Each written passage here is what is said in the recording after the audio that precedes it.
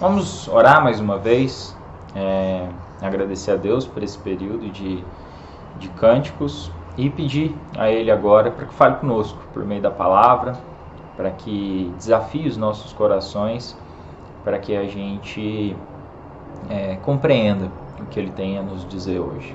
Vamos orar mais uma vez. Senhor, nos colocamos mais uma vez diante do Senhor, te louvamos, porque o Senhor é um Deus santo, é poderoso em toda a terra. O Senhor é o único Deus, o único que é digno de toda a nossa adoração, o único que é digno de ser louvado. Ó Deus, te agradecemos em especial nesse momento pela sua palavra. Obrigado porque o Senhor preservou o texto das Sagradas Escrituras ao longo de milênios, ao longo de tantos e tantos anos. E hoje temos acesso a esse texto que é confiável, que traz a sua palavra a nós e que fala conosco de uma forma muito viva, ainda que tenha sido escrita há tantos anos. Portanto, que o Senhor desafie os nossos corações nessa manhã, que a nossa meditação no livro dos Salmos continue nos orientando para vivermos as nossas vidas e o nosso dia a dia à sombra ou à luz da sua revelação. Por favor, que o teu Espírito que habita em nós, ele também seja o tradutor daquilo que o Senhor tem a nos dizer por meio das Escrituras. Ilumine as nossas mentes, ilumine o nosso entendimento, para que a gente compreenda as maravilhas da tua lei. É o que te pedimos por meio do seu Filho Jesus. Amém. Muito bem, hoje nós vamos dar continuidade à nossa série no livro de Salmos. A gente está indo na verdade esse é o último mês, tá? No livro de Salmos. A partir do mês de agosto a gente faz um movimento e vai para o Novo Testamento, assim como a gente faz em muitos anos. A gente vai para o Novo Testamento, para a carta aos Hebreus. Mas esse mês a gente ainda tem algumas coisas a aprender com o livro dos Salmos, com esse livro que nos ensinou tanto até aqui e que tem falado aos nossos corações, né? Temos aprendido semana após semana como adorar a Deus em todas as circunstâncias da vida e temos visto isso de uma forma muito vívida na experiência do salmista. O salmo de hoje ele nos conduz ao centro dessa temática, ao centro desse tema que nós escolhemos para o ano. Na verdade, a gente vai ver com o salmo de hoje que a adoração ela não é apenas um modo de vivermos em meio às circunstâncias. Quando a gente diz, apesar das circunstâncias, adore, talvez uma possível leitura disso é que a adoração é um modo de reagir às circunstâncias da vida. A gente vai ver hoje que a adoração não é apenas isso. Ela é também um modo de vivermos em meio às circunstâncias, mas ela é mais do que isso. A adoração ela tem um papel que é formativo. Ela tem um papel que é central à nossa existência enquanto seres humanos. Dizendo a mesma coisa de outra forma, você não é chamado apenas a adorar em qualquer circunstância. Mas o que você adora em qualquer circunstância molda quem você é. Essa é uma tese importante para o sermão de hoje. Você não é apenas chamado a adorar em qualquer circunstância, mas o que você adora em qualquer circunstância molda quem você é. Essa é uma das teses principais do sermão de hoje e serve como pontapé para a nossa meditação, né? Então, esse ano, não é novidade para ninguém, a gente está estudando esse tema. Em qualquer circunstância, adore. Mas a minha questão aqui nesse início é se já está suficientemente claro para cada um de nós o que isso quer dizer, né? Então, permita-me uma primeira ilustração que talvez alguns amigos fiquem inquietos com o que eu vou dizer, e eu não quero denegrir a minha própria imagem, mas assim, todo mundo sabe que eu sou palmeirense e desde sempre. E eu nasci numa década bastante vitoriosa para o meu time. Foi uma década de muitos títulos. Mas, se comparada à minha primeira década, a segunda foi bastante triste. Um rebaixamento logo no começo da década e mais um rebaixamento 10 anos depois. E isso, de alguma forma, mexe com um torcedor, especialmente um torcedor mais jovem. Agora, eu posso dizer que, apesar da Série B, eu nunca deixei de torcer para o Verdão. Será que é isso que quer dizer? Apesar das circunstâncias, adore? Será que é alguma coisa semelhante a dizer, apesar da Série B, eu não deixarei de torcer para esse time, para o Palmeiras ou para qualquer outro? Eu acho que não. Não é isso. E por quê? Porque adorar, primeiro, porque adorar é muito mais do que torcer para um time. Apesar de em alguns momentos isso se tornar idolatria, e eu vou voltar a essa temática mais na frente. E assim como adorar é mais do que torcer para um time, adorar também é mais do que cantar, é mais do que um simples louvor. Adorar é também mais do que uma postura, né? É mais do que um modo de viver, como eu disse agora há pouco. Adorar é algo que nos forma e que nos molda, é algo que parte do coração. Então, entenda isso.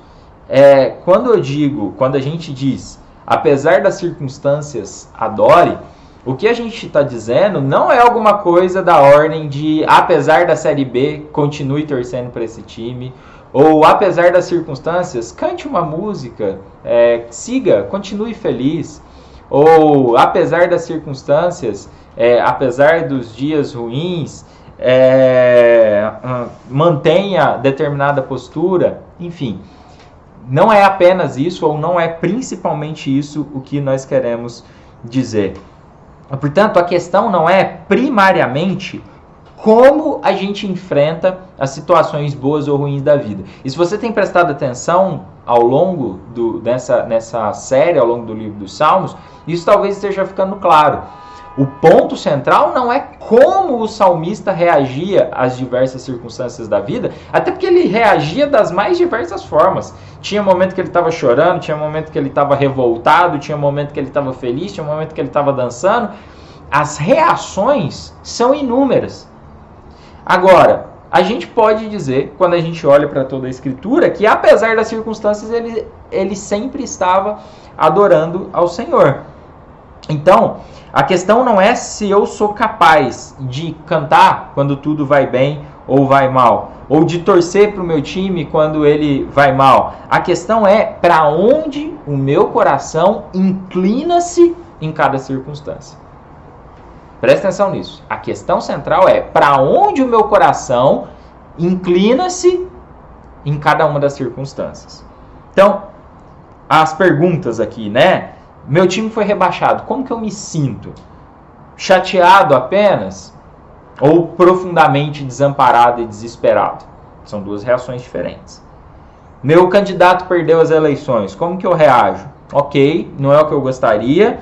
Ou parece que eu perdi o rumo e que nada mais faz sentido e eu quero sair desse país. Eu perdi o emprego. Como que eu me sinto? Eu fico chateado.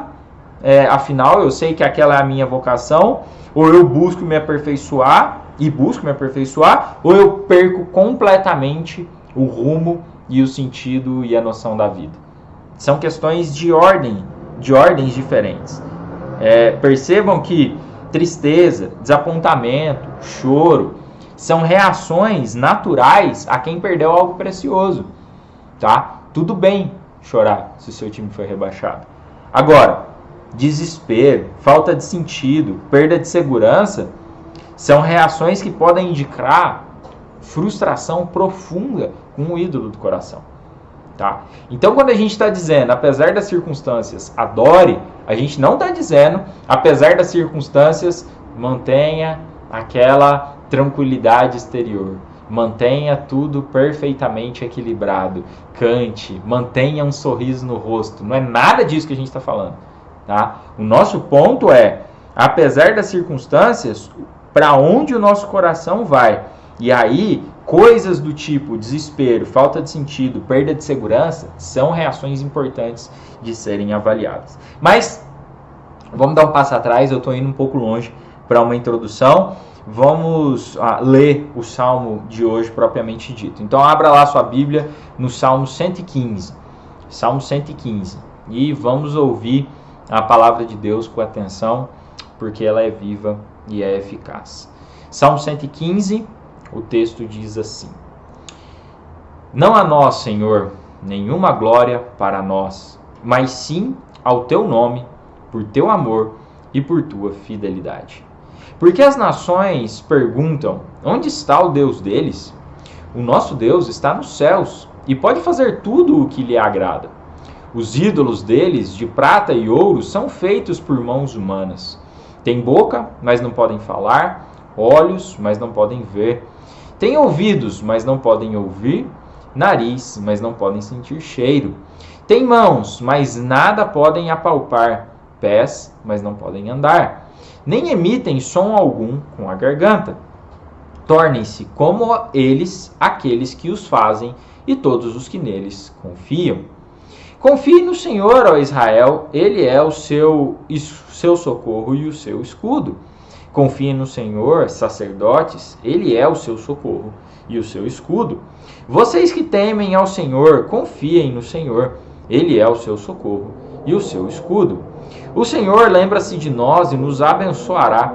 Abençoará os israelitas, abençoará os sacerdotes, abençoará os que temem o Senhor, do menor ao maior. Que o Senhor os multiplique a vocês e aos seus filhos. Sejam vocês abençoados pelo Senhor, que fez os céus e a terra. Os mais altos céus pertencem ao Senhor, mas a terra Ele a confiou ao homem. Os mortos não louvam o Senhor, tampouco nenhum dos que descem ao silêncio.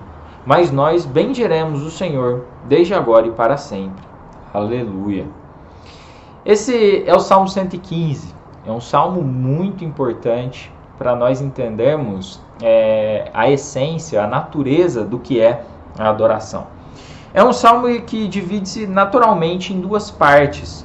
Após uma nota ali de louvor inicial, nos versículos 1 e 2, o salmista descreve então a inutilidade e a fragilidade dos ídolos pagãos entre os versículos 4 e 7.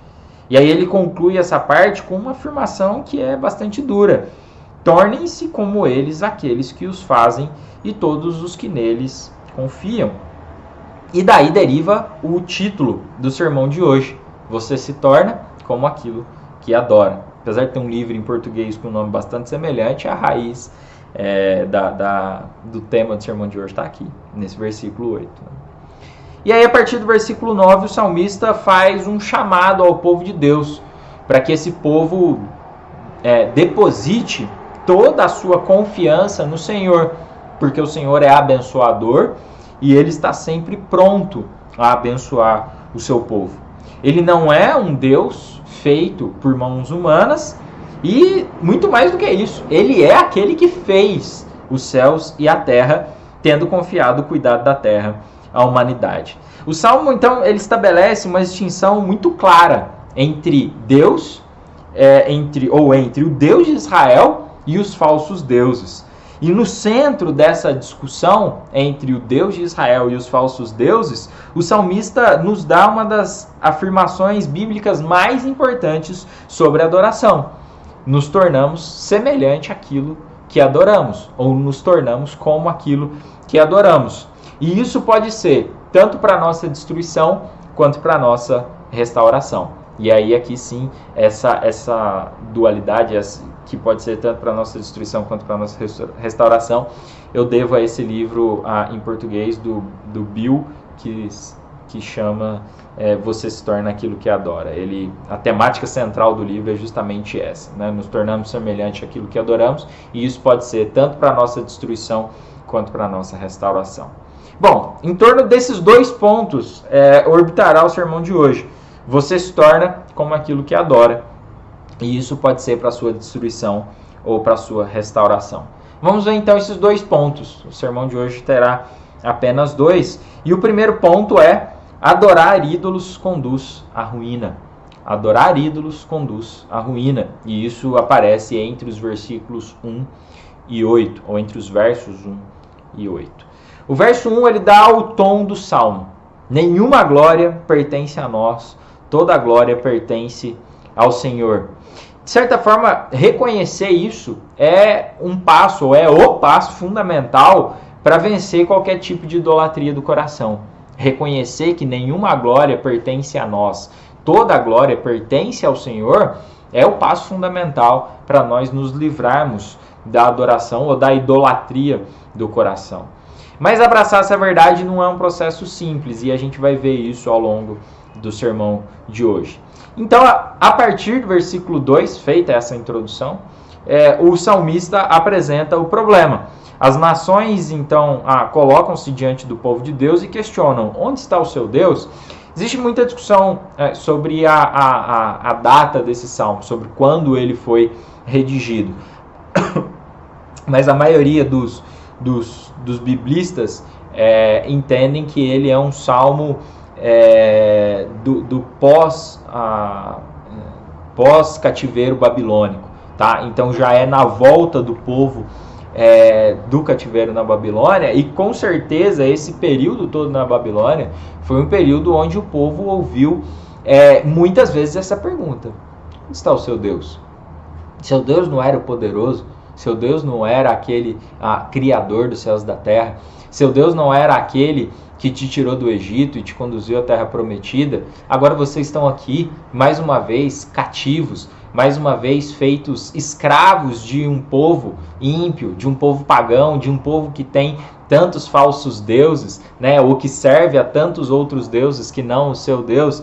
Então, por muitas vezes, esse povo deve ter ouvido essa pergunta, né? As nações, ou no caso o povo babilônico e depois o Medo-Persa, se colocando diante deles e perguntando: afinal, onde está o seu Deus? E aí o salmista apresenta uma primeira resposta: o nosso Deus está nos céus e ele pode fazer tudo o que lhe agrada. Dá licença, só um minutinho.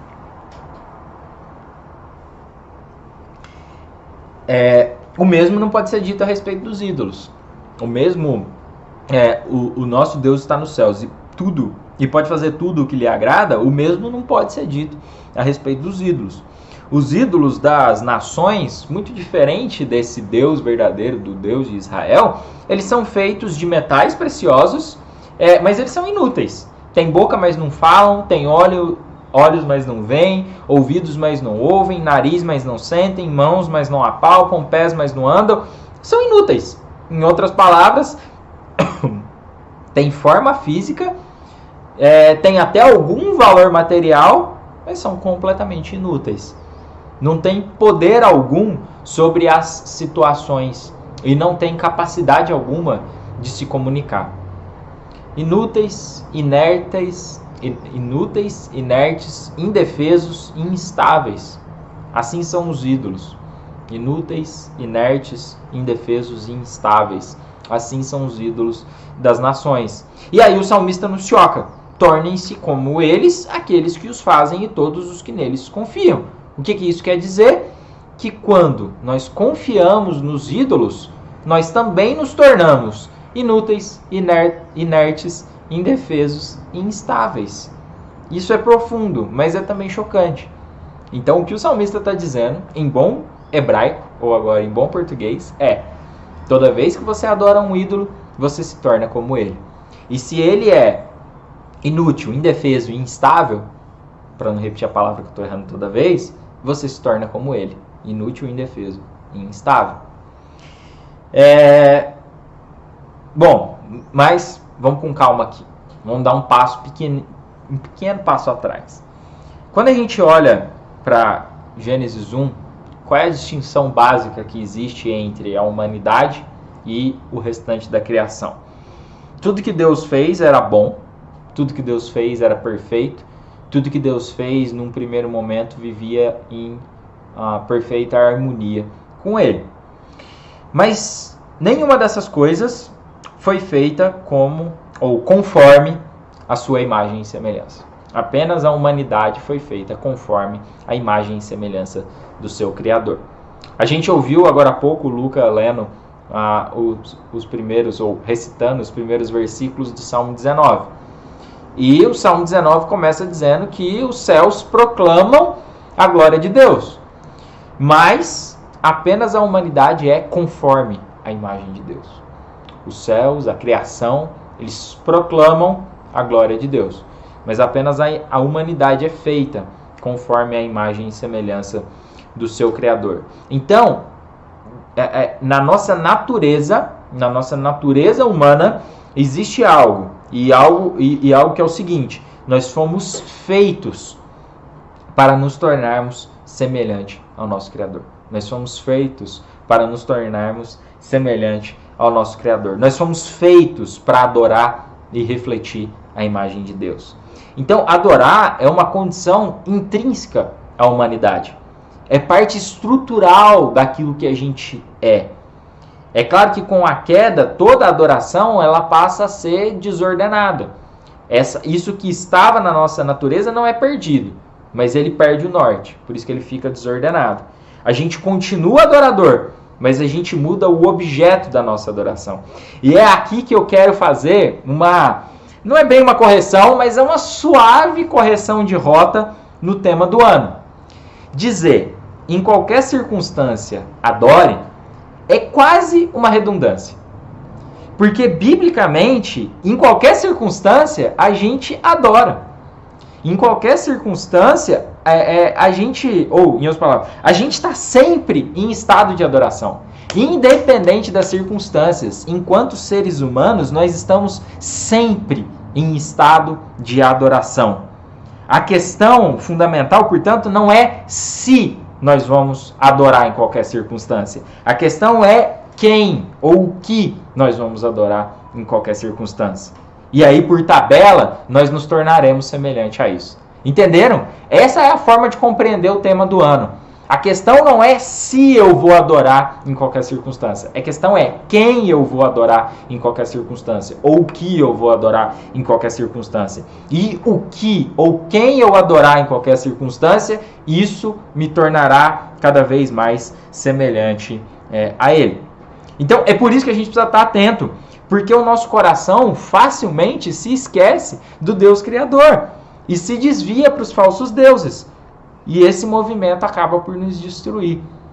Então, entenda isso. É da nossa condição, é da nossa estrutura, é da nossa natureza viver em adoração. A questão é a quem a gente adora. E a gente tem, principalmente após o pecado narrado em Gênesis 3, uma condição ou uma facilidade enorme de nos desviarmos do Deus Criador e adorarmos falsos deuses. E esse movimento acaba por nos destruir. Vamos ver um outro texto do Antigo Testamento que fala a respeito desse assunto e que é muito rico para nos instruir nessa manhã. Abra sua Bíblia, quem quiser e assim desejar, em Isaías 44. Vamos ler alguns poucos versículos aqui desse trecho. É um trecho muito, muito vívido, um trecho que eu gosto muito e que, enfim, tem muito a nos dizer para a meditação dessa manhã. Isaías 44, a partir do versículo 9. Veja a clareza do texto. Como são tolos os que fabricam ídolos. Esses objetos que tanto estimam não têm valor algum. Os que adoram os ídolos não sabem disso, por isso serão envergonhados. Curioso, os que adoram ídolos não sabem disso, por isso serão envergonhados. Quem, se não um tolo, faria o seu próprio Deus? Um ídolo que em nada pode ajudá-lo. Todos os que adoram ídolos serão envergonhados, bem como todos esses artesãos, simples mortais, que se dizem capazes de fazer um Deus. Ainda que unam forças, estarão unidos em terror e vergonha. O ferreiro trabalha na forja para criar uma ferramenta afiada, martela e modela com toda a força. De tanto trabalhar, sente fome e fraqueza, fica sedento e desfalece. O escultor, por sua vez, mede um bloco de madeira e nele desenha um esboço. Trabalha com cincel e plana e entalha a imagem de uma pessoa. Dá à imagem beleza humana e a coloca num pequeno santuário. Corta cedros, escolhe cipreste e carvalho, planta um pinheiro no bosque para que a chuva o faça crescer. Então usa parte da madeira para fazer fogo, e com ele se aquece e assa o pão. Depois pega o que resta e faz para si um deus para adorar. Faz um ídolo e se curva diante dele. Queima parte da árvore para assar a carne e come e se mantém aquecido. Que fogo bom, diz, já não sinto frio. Então pega o que resta e faz o seu deus, um ídolo esculpido. Curva-se diante dele e o adora. Ora e a ele diz: livra-me, pois tu és o meu Deus. Quanta estupidez e ignorância! Seus olhos estão fechados e ele não consegue ver. A sua mente está fechada e ele não consegue compreender. Aquele que fez o ídolo não para e pensa. Queimei metade da madeira para me aquecer e para assar o pão e a carne. Como é possível o restante ser um Deus? Vou me curvar para adorar um pedaço de madeira? Tal pessoa se alimenta de cinzas e engana a si mesma. Confia em algo que em nada pode ajudá-la. E, no entanto, não é capaz de perguntar: será que esse ídolo que tem em mãos não é uma mentira? Esse trecho de Isaías é maravilhoso. A sinceridade com a qual o profeta aqui, trazendo a própria palavra de Deus, argumenta. Ele descreve todo um processo de formação de um ídolo na sua época. E é curioso que a idolatria ela cega de tal forma que o idólatra não consegue perceber a inutilidade do que ele está fazendo. Ele constrói algo e depois se curva diante daquilo. É como se ele esquecesse por um instante de que aquilo que ele está se dobrando diante é um pedaço de madeira que ele mesmo fez, que ele mesmo construiu. E isso, gente, isso não é algo reservado àquele povo. Isso não é algo reservado a um povo que queimava um pedaço de madeira e depois se curvava diante dela. Isso é algo que diz respeito a mim e a você, mesmo a nós que nos denominamos ou nos intitulamos servos do Deus vivo, servos do Deus de Israel. De certa forma, muitas coisas que nós inventamos e que nós fazemos hoje, depois nós acabamos por nos curvar diante delas, como se elas tivessem algum poder para mudar a nossa situação. Talvez uma das coisas mais claras nesse sentido seja o dinheiro. Nós inventamos esse papel, nós inventamos essa moeda e depois nós nos dobramos diante dele como se ele fosse essencial à nossa existência. Um objeto, algo que é fruto das nossas mãos, algo que nós convencionamos dizer que tem um valor como papel de troca. Então a gente inventa isso, a gente diz quanto ele vale, a gente diz qual é a sua função na sociedade e depois a gente se dobra diante dele. Não é o mesmo processo de plantar um pé de carvalho, colher essa madeira, queimá-la e depois usar um pedaço, fazer um ídolo e se prostrar diante dele. É o mesmo processo. E isso a gente não faz apenas com dinheiro. Isso a humanidade faz com inúmeras coisas. A gente separou a terra em estados-nação e de alguma forma a gente fez isso para nos proteger e para vivermos em paz uns com os outros. Mas aí no instante seguinte a gente se mata para defender a nossa pátria. Não fomos nós mesmos que dividimos a terra nesses pedaços de terra aí que se chamam estados-nação? Mas aí depois no instante seguinte a gente se mata para defender porque essa é a minha pátria. A gente se mata em nome de um nacionalismo. A gente funda um time de futebol, a gente vai lá e funda o time da Fonte de Sicar, porque a gente quer se divertir, porque a gente quer praticar um esporte, e aí a gente vai para uma competição e morre por causa desse time. E fica absolutamente frustrado quando esse time perde. É uma coisa que Deus olharia para nós e diria: será que você não consegue se perguntar que se isso tudo não é uma mentira? Será que você não consegue perceber que isso tudo é uma mentira? E que você não precisa disso para viver? Que você não necessita de forma fundamental dessas coisas para viver? A gente constrói cidades para nos organizarmos, para nos proteger das questões naturais, e aí depois a gente é consumido pelo estilo de vida que a gente criou. A gente planta a igreja para ter comunhão e para nos alimentarmos da palavra, e aí depois a gente usa a instituição igreja para enriquecer, para oprimir, para segregar. Isso é da natureza humana. Eu estou dando alguns exemplos macro, mas eu quero que você pense nas questões mais micros da sua vida. Como esse processo ele se repete. A gente cria algo e depois a gente se torna dependente daquilo e a gente dá a vida por aquilo como se aquilo fosse essencial à nossa existência. Então, a gente estabelece cidade, organizações, empresas, escolas, universidades, e depois a gente se curva diante dessas coisas como se elas pudessem dar sentido à nossa existência. Isso é tão insano, mas a gente nunca se pergunta, será que esse ídolo que eu tenho em mãos, ele não é uma mentira? Será que isso aqui não é uma grande falácia? Tem um autor que tem um livro muito bom a respeito dessa temática, um livro já um pouquinho antigo, chamado A Falência dos Deuses. É de um teólogo do Sri Lanka, chamado Vinu Ramachandra. E nesse livro, A Falência dos Deuses, ele descreve inúmeros processos de idolatria na nossa cultura moderna, e depois apresenta um pouco de como a missão cristã ela avança nesse mundo, que é um mundo cheio de ídolos.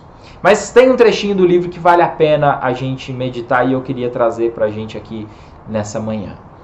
O Ramachandra diz o seguinte: assim, por trás de todo ato de idolatria na vida humana, parece haver um ato de esquecimento anterior. Preste muita atenção nisso.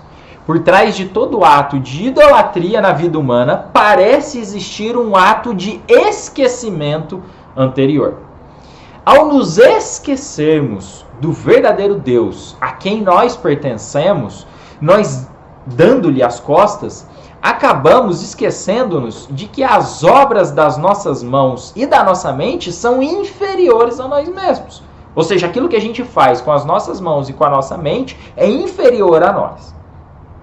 Ao negarmos a natureza, ou a nossa natureza, criaturas dependentes do Criador, deixamos-nos ficar dependentes das nossas próprias criações. E é por isso que a idolatria nos desumaniza. Segunda coisa que eu quero que você preste atenção nessa situação. É por isso que a idolatria nos desumaniza. A nossa humanidade encontra-se em nossa adoração àquele que nos dá a vida em toda a sua plenitude, e que nos chama a compartilharmos da sua glória como portadores da sua imagem. Tal adoração realça a nossa condição humana, mas a adoração àquilo que é inferior a nós somente pode diminuir a nossa condição humana, por fazer de nós objetos e não pessoas. O que o Ramachandra está falando aqui, gente? Toda vez que você cria algo, e aquilo é fruto da sua mão e da sua mente, aquilo é inferior a você. Afinal, ele é um produto, ele é um objeto da sua humanidade. E aí o que o Ramachandra está dizendo na idolatria o que a gente faz?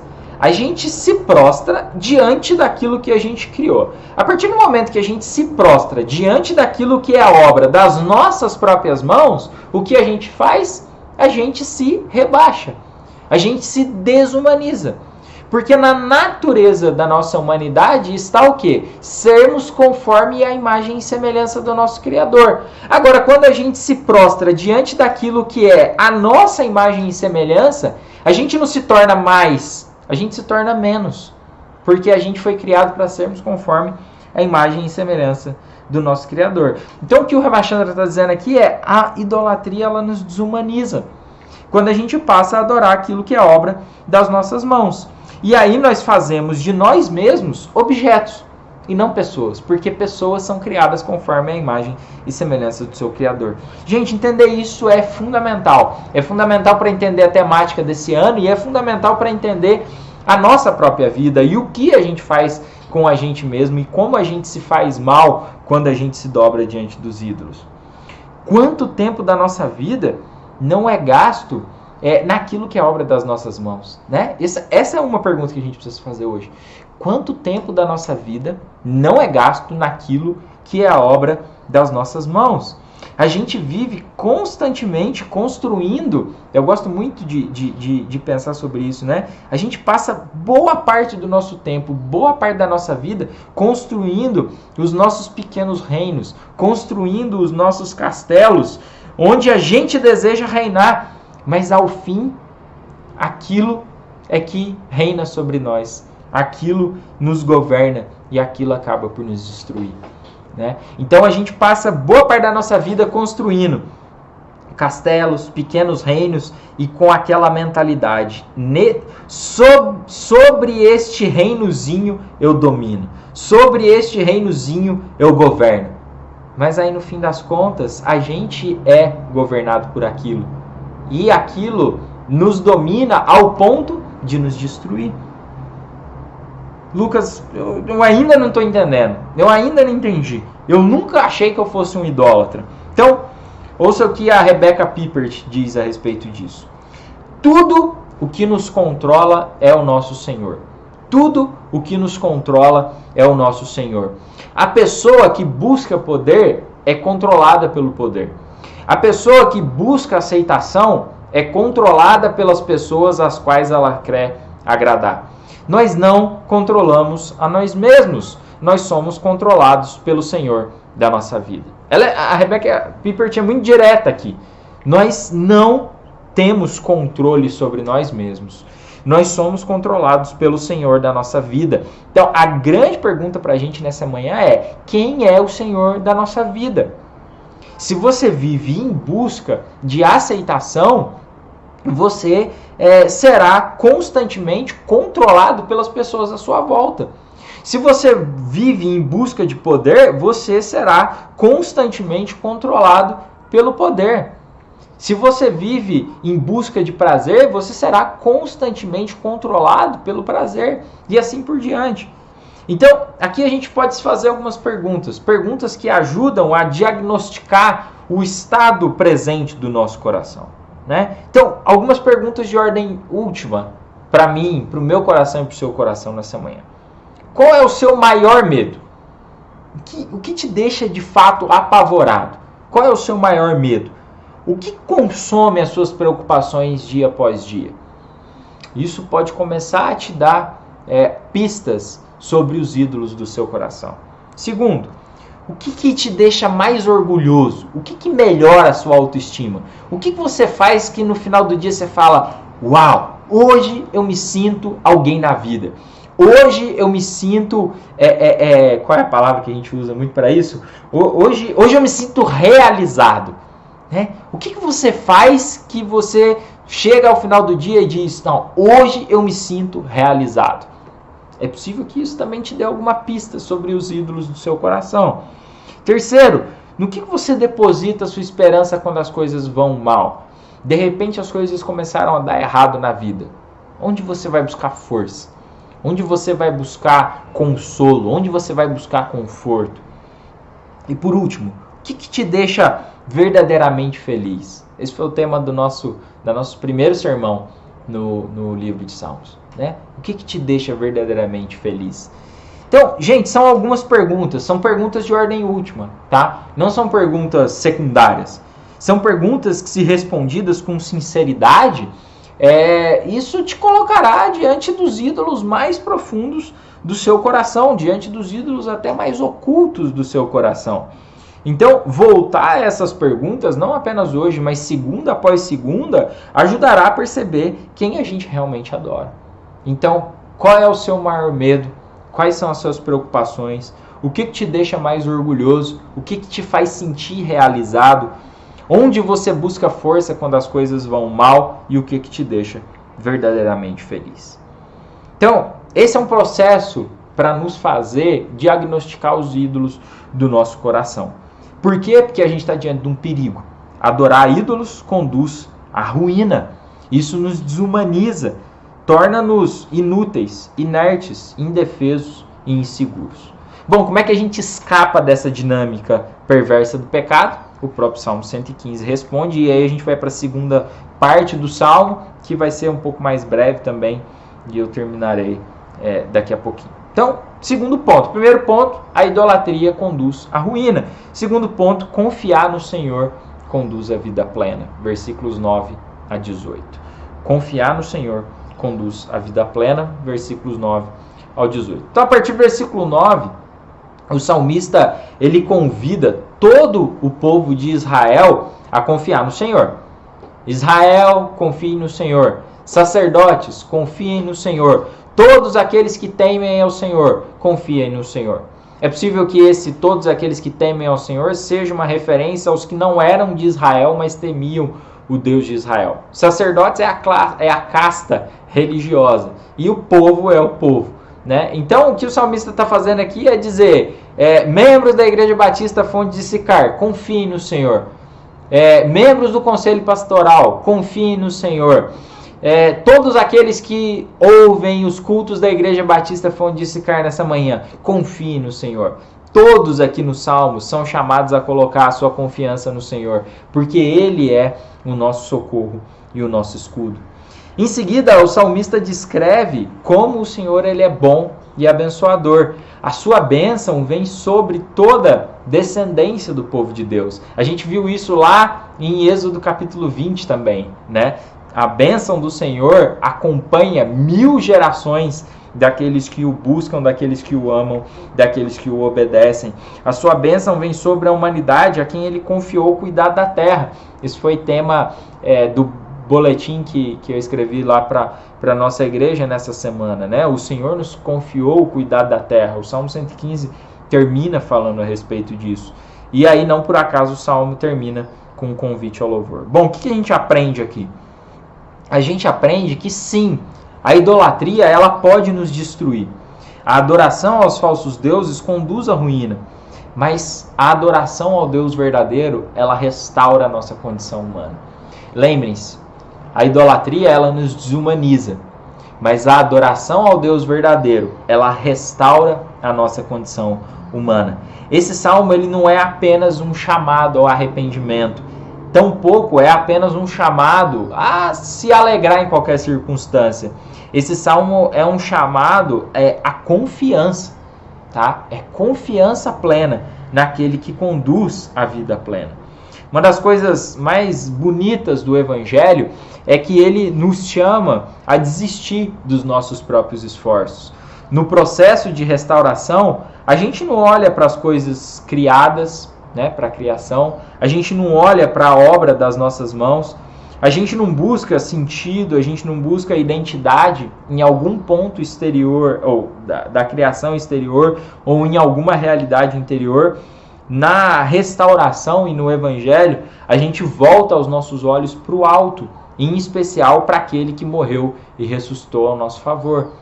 Lembram-se lá de Romanos capítulo 8, versículos 28 a 30, o texto diz assim: sabemos que Deus age em todas as coisas, em todas as circunstâncias, para o bem daqueles que o amam, dos que foram chamados de acordo com o seu propósito.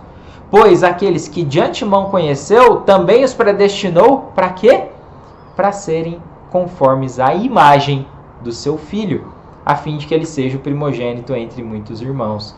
E aos que predestinou, também chamou. Aos que chamou, também justificou. E aos que justificou, também glorificou. Eu amo esse trecho de Romanos. Ele mostra que a obra da salvação é a obra de Deus, do início ao fim. E essa obra ela tem um alvo: nos fazer conformes à imagem do Filho de Deus.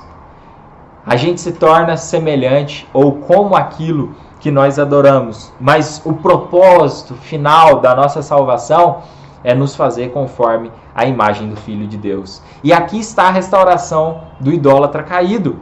Nos tornamos como aquilo que adoramos, e isso pode ser para a nossa ruína, mas o propósito de Deus é nos tornar conformes à imagem do seu Filho Jesus. Em Jesus, uma nova humanidade é fundada. A gente já meditou longamente sobre isso na fonte quando a gente passou pelo livro de Efésios, especificamente pelo capítulo 2. Em Jesus, uma nova humanidade é fundada. Uma humanidade que é diversa, mas que é unida. Uma humanidade que não tem distinção nela de raça, de nacionalidade, de classe social, de opções políticas, de clubes de futebol. Tudo aquilo que a gente constrói e sobre o que muitas vezes a gente deposita a nossa confiança em Cristo é relativizado. Eu gosto muito de pensar sobre isso também, e isso é algo que aquece o meu coração. Apenas Cristo é absoluto. O objetivo de Deus é nos tornar semelhante a Ele. Portanto, tudo aquilo que a gente constrói como esforço das nossas próprias mãos e que muitas vezes nos divide, em Cristo, isso perde todo o valor, porque apenas Ele é absoluto, apenas nele a gente deve depositar toda a nossa confiança, apenas nele a gente pode encontrar o real sentido de cada uma dessas coisas e dar o seu valor. Então, a pergunta do sermão de hoje é: você tem adorado? Quem você tem adorado na circunstância que você está vivendo? Então, eu estou fazendo aquela pequena correção de rota no nosso tema do ano aqui, para dizer, em qualquer circunstância, você vai adorar. A questão é a quem você vai adorar. Tá? Então, a pergunta aqui é: quem você tem adorado na circunstância que você está vivendo? Adorar os ídolos me conduzirá à destruição. Mas a adoração ao Senhor nos restaurará. Por quê? Porque ela nos torna conforme a imagem do seu Filho Jesus. Chamado para a igreja de Deus hoje: confie no Senhor, Igreja Batista Fonte de Sicar. Confie no Senhor, Ele é o seu socorro e o seu escudo. Vamos orar? Senhor, te agradecemos pela sua palavra. Te agradecemos porque ela nos instrui. Te agradecemos porque a tua palavra nos apresenta o real estado dos nossos corações. Nós, nessa manhã, não fomos confrontados por um sermão apenas confortador. Não fomos expostos a um texto que apenas conforta. Sim, esse texto conforta os nossos corações, mas ele também nos confronta. E ele nos confronta com uma realidade que é medonha. Nos tornarmos conforme aquilo que adoramos pode nos levar à ruína, pode nos levar à destruição. Portanto, Deus, nessa manhã, nós queremos renovar nossa confiança no Senhor. Queremos, ó Deus, nessa manhã, mais uma vez, nos voltarmos ao Senhor com fé e dizermos que o Senhor é o nosso socorro e é o nosso escudo. Ó Deus, em Ti nós queremos encontrar todo o sentido da nossa vida e da nossa existência. Em Ti nós queremos encontrar forças para sairmos dos momentos difíceis. Em Ti nós queremos encontrar a nossa alegria e a nossa satisfação mais profunda. A Ti nós queremos recorrer quando os nossos pés vacilam. A Ti nós queremos recorrer quando sentimos medo, quando sentimos preocupações. Portanto, Deus, nessa manhã, que o Senhor permita-nos conhecer se há ídolos ainda, ídolos ocultos nos nossos corações. Na verdade, é quase impossível vivermos sem eles. Eles estão o tempo todo disputando o nosso coração com o verdadeiro Deus, que é o Senhor. Mas o que nós queremos pedir é que o Senhor vença os falsos ídolos do nosso coração. O que nós queremos pedir é que o Senhor não apenas exponha esses falsos ídolos, mas que o Senhor também nos leve a confiar, nos leve a uma confiança renovada no Senhor nessa manhã. Nós precisamos de Ti. Nós precisamos da restauração que vem por meio da verdadeira adoração ao Senhor. Portanto, ó Deus, que Jesus seja o nosso Senhor, que Jesus seja o nosso mestre, que Jesus seja o nosso socorro, o nosso escudo bem presente. Ó Deus, esse é o nosso pedido muito singelo, muito simples nessa manhã. Que o Senhor mostre os ídolos do nosso coração, confronte eles com o Evangelho e renove a nossa confiança no Senhor. Esse é o nosso pedido como igreja e nós o fazemos no nome de seu Filho Jesus. Amém.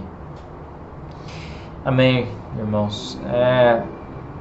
É isso. A palavra de Deus, muitas vezes, ela nos confronta, mas ela não nos deixa sem uma resposta. Ao mesmo tempo que ela nos mostra aquilo que pode nos conduzir à ruína, ela também nos mostra aquilo que pode restaurar a nossa condição humana e nos dar uma humanidade renovada e restaurada. Jesus fundou uma nova humanidade por meio da sua obra na cruz. É a essa obra que nós precisamos voltar, dia após dia, quando o nosso coração se perde.